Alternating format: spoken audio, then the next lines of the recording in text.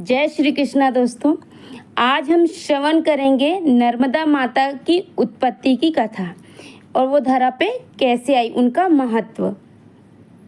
एक बार जब समुद्र मंथन हुआ, समुद्र मंथन से जो विष निकला उसको भगवान शंकर ने ग्रहण किया और भगवान शंकर को उस तेज के, उस जहर के जो विष था वो इतना तेज था कि उसकी तपन बहुत थी और उसको सहन करने के लिए प्रभु एक पर्वत पे गए और वहाँ समाधि पे बैठ गए और उनको उस विष को उन्होंने अपने कंठ पे ही रोक लिया। जब कंठ पे रोक लिया तो उसकी तपन से पसीने की धार निकली और जो वो पसीने की धार निकली उससे माता नर्मदा का जन्म हुआ।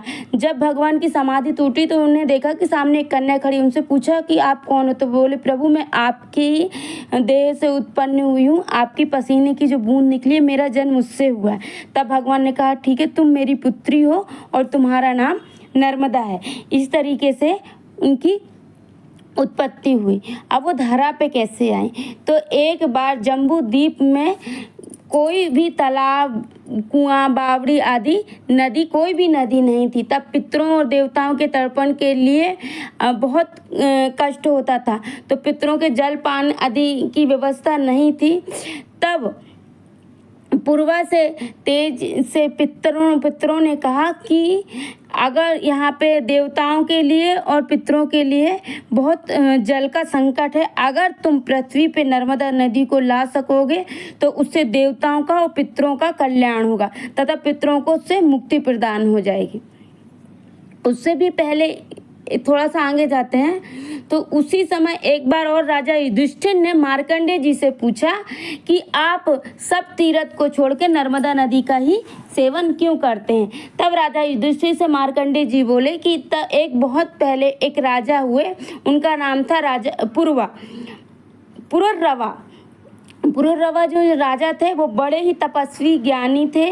उन्होंने अपने तप से, अपने उससे तेज से पूरे विश्व को जीत लिया था और वो स्वर्ग पे भी अपना आधिपत्य जमा सकते थे। ऐसे राजा थे, वो बहुत धर्मात्मा थे। तब यही बात उन्होंने अपने एक बार ऋषियों से भी पूछी कि बिना जप तप के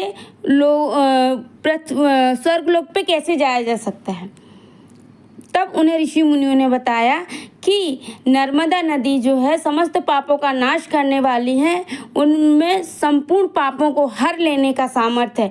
अगर तुम कोई ऐसा जतन करो जिससे नर्मदा नदी को पृथ्वी पर ला सको। इसके बाद राजा पुरवा ने बहुत कठिन तप किया शंकर भगवान का। शंकर जी की तपस्या करने के लिए, वो घोर तपस्या करने के लिए एक पर्वत पे वो भी गए और उन्होंने भगवान की बहुत कठिन तपस्या की। उन्होंने फल पत्ते फूल आदि खा के उन्होंने भगवान की तपस्या करी। फिर कुछ समय तक उन्होंने जल का सेवन किया, फिर उन्हें वो भी बंद करके फिर उन्होंने खाली वायु का ही भक्षण किया। इस तरह के कठिन तप से राजा ने भगवान शंकर को प्रसन्न कर लिया।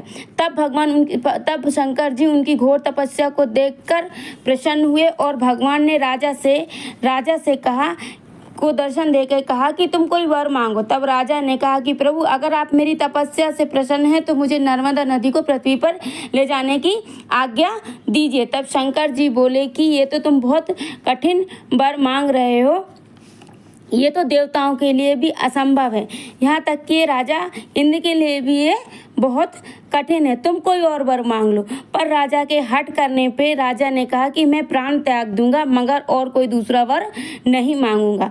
तब भगवान शंकर ने उनकी कठिन तपस्या को देखकर नर्मदा जी को आज्ञा दी कि हे सुरेश्वरी, तुम पृथ्वी पर उतरो और राजा पुरुरवा की तपस्या से उनके फल को पृथ्वी पर लोक और साधन को। तब नर्मदा जी ने कहा कि प्रभु, मैं स्वर्ग से पृथ्वी पर कैसे जाऊंगी? यह सुनकर देवादिदेव महादेव ने 8 पर्वतों को बुलाया और उनसे कहा कि तुम में से कौन नर्मदा नदी को धारण करने में सामर्थ्य है? तब विंध्यगिरि ने कहा, सुरेश्वर, मेरे पुत्र पर्यटन नर्मदा नदी को धारण करने में सामर्थ्य है। तब पर्यटन से कहा कि देवाधिदेव ने महादेव ने कि मैं आपके आशीर्वाद को आपके आशीर्वाद से नर्मदा नदी को धारण कर लूँगा। तब नर्मदा नदी के पर्यंत में उतरी और गिरी के शिखर पर नर्मदा जी अमरकंटक से निकलती हुई पूर्व दिशा से पश्चिम की ओर बहती हैं तथा नर्मदा नदी खंभात की खाड़ी में जाकर गिरी हैं। पर उनके जब वो पर्वत शिखर पर उतरी तो पूरी पृथ्वी पे जलमग्न हो गया। तब देवताओं ने कहा कि हे सुरेश्वरी, तुम अपने वेग से सारी पृथ्वी जलमग्न हो गई है। देवताओं तथा ऋषियों की प्रार्थना करने पर उनकी स्तुति की और कहा, हे कल्याणी, तुम मर्यादा धारण करो। और मर्यादाओं में देवताओं की स्तुति सुनकर नर्मदा नदी उन्हें अपनी गति को सीमित कर लिया और उन राजा पुरूरवा से कहा कि पुत्र, तुम मेरे इस जल को स्पर्श करो तथा अपने पुत्रों को तर्पण करो। तब राजा पुरूरवा ने माता नर्मदा के जल को स्पर्श किया तथा अपने पितरों और देवताओं का तर्पण किया। इस तरीके से तो माता नर्मदा जी पृथ्वी पर आई। अब हम उनका महत्व सुनते हैं। नर्मदा जी का महत्व तो कहने में इंद्र भी असमर्थ हैं, पर जो भी थोड़ा बहुत मुझे मिला है वो मैं आपको बताती हूँ। सरस्वती जी का जो जल है वो 7 दिनों में हमें पवित्र करता है। जमुना जी का जल हमें 3 दिन में पवित्र करता है। मतलब सरस्वती जी में अगर आप स्नान करेंगे तो आपको 7 दिन स्नान करना पड़ेगा और जमुना जी में 3 दिन स्नान करना पड़ेगा और गंगा जी में 1 दिन स्नान करना पड़ेगा, जब आप पवित्र होगे। पर नर्मदा जी में खाली उनके दर्शन से ही हम पवित्र हो जाते हैं।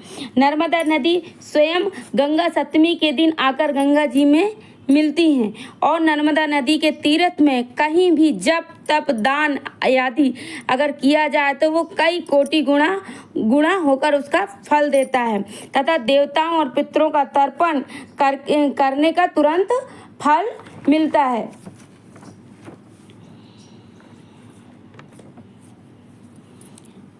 सरस्वती जी के संवाद में एक बार राजा से सरस्वती जी का संवाद होता है। तब राजा ने एक यज्ञ किया था और राजा के उस यज्ञ में 10,000 ब्रह्म हत्याएं हुई और 1,00,000 गौ हत्या हुई। इस इतने महान पाप से छुटकारा दिलाने के लिए वो सरस्वती जी के पास गए। तब उन्होंने कहा कि मैं तुम्हारे यज्ञ में 10,000 ब्रह्म हत्या हुई हैं और 1,00,000 गौ हत्या हुई हैं, तो ये तो महान पाप है और इसकी पाप के नाश करने में तो मैं असमर्थ हूँ। अतः तुम नर्मदा नदी में जाओ, क्योंकि नर्मदा नदी ही है जो इतने बड़े पाप को धारण करने में सामर्थ है। तथा मैं स्वयं ही सूर्य ग्रहण के 12वें या 24वें में नर्मदा नदी के कोटि तीर्थ में जाकर स्नान करती हूँ। नर्मदा जी को ऋषिकेश भी नमस्कार करते हैं। सरिताओं में श्रेष्ठ नर्मदा नदी जन्म जन्मांतरों के पाप को हर लेती है। नर्मदा जी का स्मरण और कीर्तन कई जन्मों के पाप को नष्ट कर देता है। जय श्री कृष्णा दोस्तों, राधे राधे। बोलो श्री हरि नारायण विष्णु भगवान की जय। अगर आपको मेरा ये नर्मदा जी का संवाद अच्छा लगे तो आप मुझे कमेंट में लिख के ज़रूर बताइएगा कि अगर आप और इसके बारे में जानना चाहते हैं तो मैं आगे भी और वीडियो बनाऊंगी। जब तक राधे राधे।